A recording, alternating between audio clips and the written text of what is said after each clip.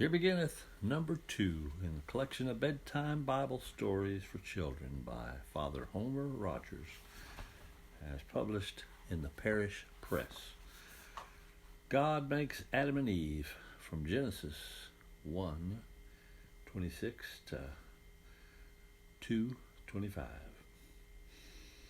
After God had made the earth and all the trees and shrubs and vegetables, and the fish and birds and animals, at last he was ready to make man.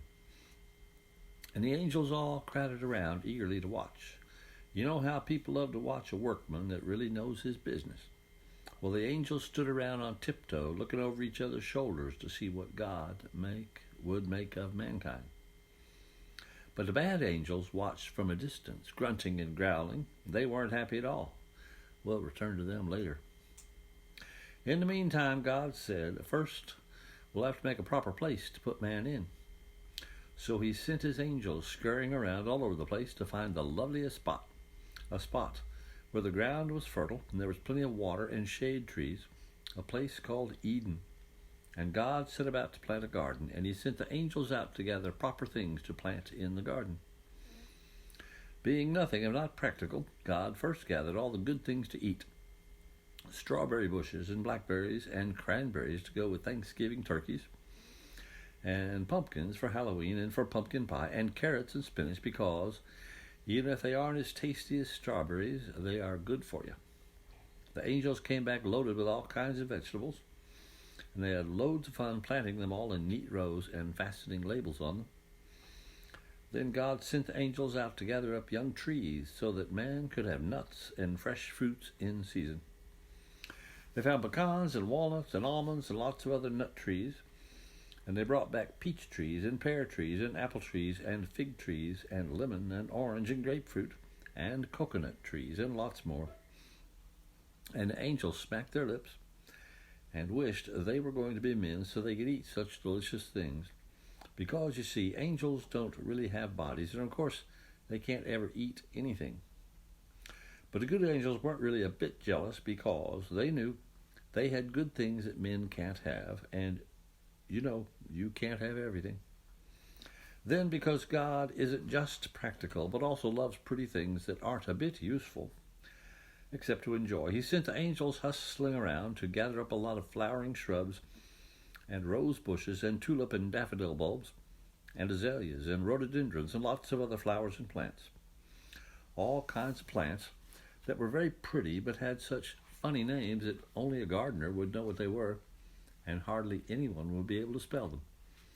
They all had quite a busy time of it, planting things and telling the weeds, which are nothing but flowers that grow where you don't want them to go grow somewhere else, please, because angels are very polite.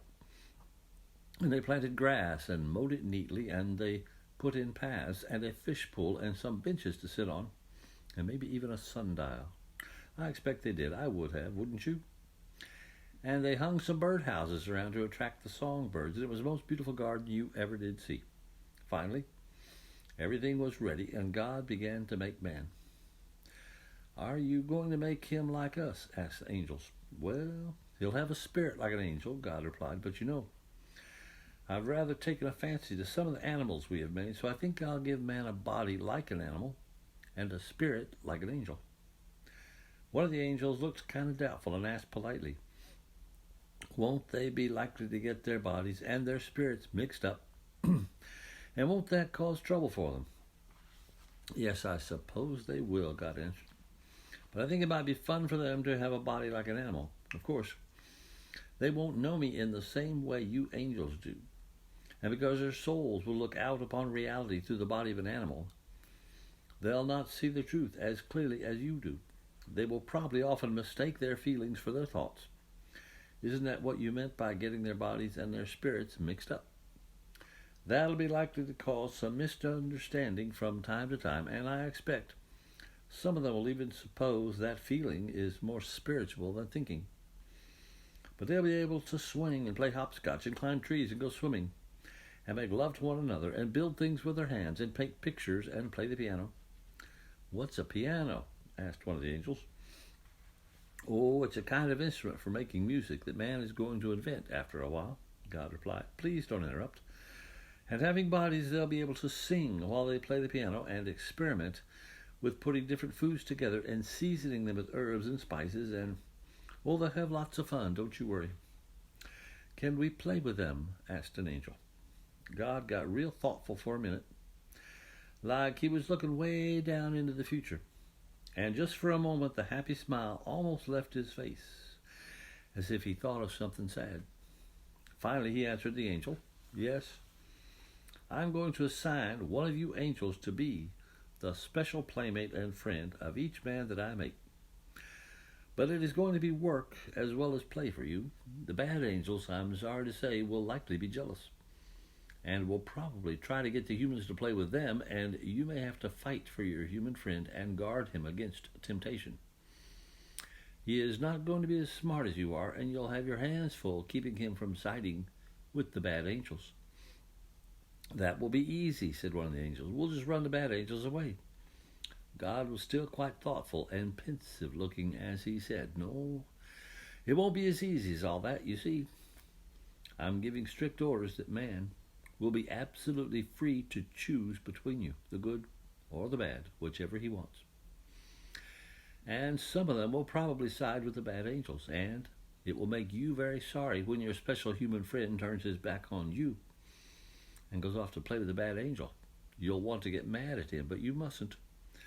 You must stay with him and be ready to help him the instant he shows any sign of wanting to leave the bad angel." "Oh, we surely will," replied the angels eagerly. "Fine," said God. "I knew I could count on you."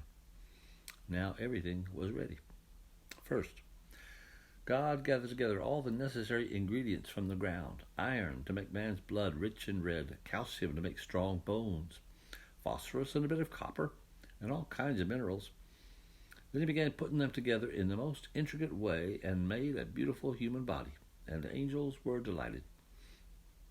Then God put his mouth over the man's mouth, like giving CPR, and he breathed into the man's mouth. The man began to breathe too, and sat up and looked around with wonder and delight at all the lovely things in the garden.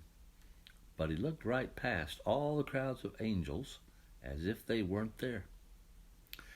"Can't he see us?" asked the angels anxiously. "Of course not," God answered. "You are spirits, and man can only see things that have bodies. He can't even see me." Adam, for that was his name, paid no attention to the angels chattering all around him. "Can't he hear us talking?" asked an angel, almost in a whisper. "No, of course not," God replied. "You are not really talking, you know, not what Adam would call talking anyway. You don't have a mouth and vocal cords and lips for fashioning sound. You and I just think thoughts, and we know what the other is thinking instantly. But man isn't going to be like that. He'll have to make sounds that he can hear with his ears." "But how are we going to help him if we can't talk to him?" one of the angels asked, almost in exasperation. "You can put your thoughts into his mind," God answered. "But how will he know there are thoughts and not his own?" asked the angel. "He won't," replied God. "That's a part of the way. We'll make sure he has real freedom of choice. The bad angels will have the same disadvantage, though. They can put bad thoughts into his mind, and he'll think they are his own. He can choose which of them he wishes to give his attention. It'll be all right, you'll see." Meanwhile, Adam was wandering around the garden, admiring the shrubs and flowers and nibbling all the tasty things, and having a perfectly wonderful time discovering all the nooks and crannies in the shrubbery, and all the little pools and brooks and the fishes and the birds. Then God said to the angels, "Watch carefully." All the angels stopped talking and held their breath, and suddenly, in the entire garden there was no wind blowing, and not a bird twittered on its branch. Even the flowers stopped giving off their scent, and the fish in the pool stopped swimming and were still.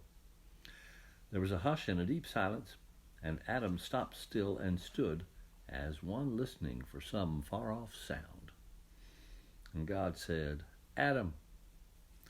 Adam gave a start, for out of the stillness came a gentle breeze.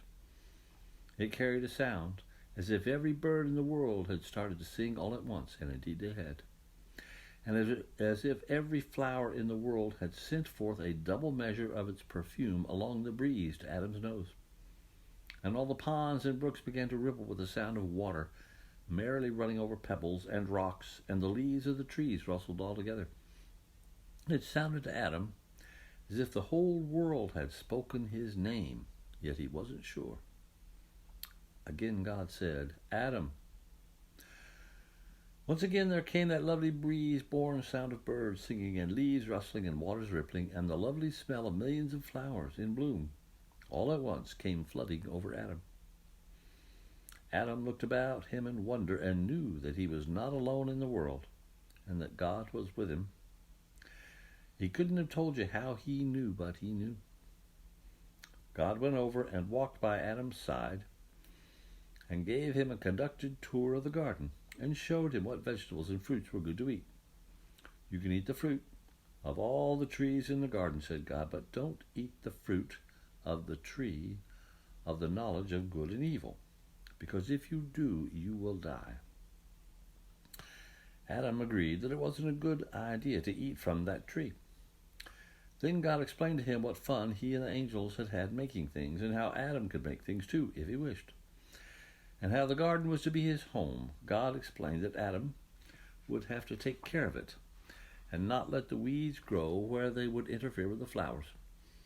The angels trooped along behind them, chattering like happy children, and all nature seemed to join in the fun. God introduced Adam to all the animals and told him not to mistreat them, but to be friends with them, and even the wild animals were tame and friendly. Adam had a wonderful time thinking up names for all the animals, and whatever he called them became their name. Adam was delighted with his home and his friends. Then Adam set about to care for his garden as God had instructed. The animals followed him about curiously, and he had to warn them not to step on the tender plants. And they tried to help him with his work, but they weren't very much help because animals don't have hands, and they aren't really very smart. They could be of some help, but not much. Adam discovered that the dog could fetch him tools, but he often brought a hoe when Adam wanted a rake, and it wasn't really his fault because it's hard for a dog to tell the difference. Now God was not through making things. He had intended all along that Adam should have a wife, but it's only proper for a man to be a bachelor for a while, so he will come to feel the need for a wife and appreciate her when she comes. Of course, Adam didn't know about wives, so he couldn't know what he was missing. After lunch, Adam grew sleepy and decided to take a nap. When he lay down, he did feel a bit lonely. He patted the dog on the head and thanked him for helping, even though he realized that he could have been more helpful if only something. While Adam was sleeping, God took one of his ribs and, working very quietly so as not to waken Adam until it was all finished, he fashioned it into the most beautiful woman you could imagine. She was sitting there when Adam woke up, smiling at him in that mysterious way that women have of looking at a man as if she understood all the deepest secrets of his heart. To this day, man has never discovered if she really understands or just looks like she does, but Adam was too smart to take a chance, so he told her everything anyway. Adam explained everything to her, all about the garden and the animals, and she listened like she was really interested, even though Adam more than half suspected she knew it all anyway. They had the most exciting time getting acquainted. They were both a little shy at first, but their shyness soon went away when they started working together on the garden. Adam found to his delight that Eve was eager to help him take care of it. In fact, she was even better at certain jobs than Adam was himself. She never once mistook a hoe for a rake, and she acted as if she really enjoyed helping. Something about her made Adam feel a foot taller every time she looked at him, and she had a most wonderful laugh, and Adam half suspected that she was laughing at him, but he didn't really mind if she was, because he wasn't a bit proud. Besides, he loved her very much, and she was very beautiful and was so much fun to have around. They laughed together a great deal. The next day, God gathered all his angels together and said, "You know, today is Sunday, and that's the day we're supposed to rest. So find yourself a shady place and stretch out and rest for a while. And be quiet, if you please. Let's not disturb Adam and Eve because it's their honeymoon, and they're still getting acquainted." So God and the angels rested and talked only in whispers. Adam and Eve rested too, and the birds only twittered a little bit, and the breeze died down, and the flowers only gave off their most delicate perfume. And the whole world was very still and very, very lovely, and Adam and Eve lay down in a shady spot on the grass and talked about the things young people find to talk about when they are very much in love with life and with one another. They made plans for the many exciting and wonderful things they could find to make and do together in the days ahead of them. And because it was Sunday, they didn't forget to thank God for all the wonderful things He had given them to enjoy, and most of all, for each other.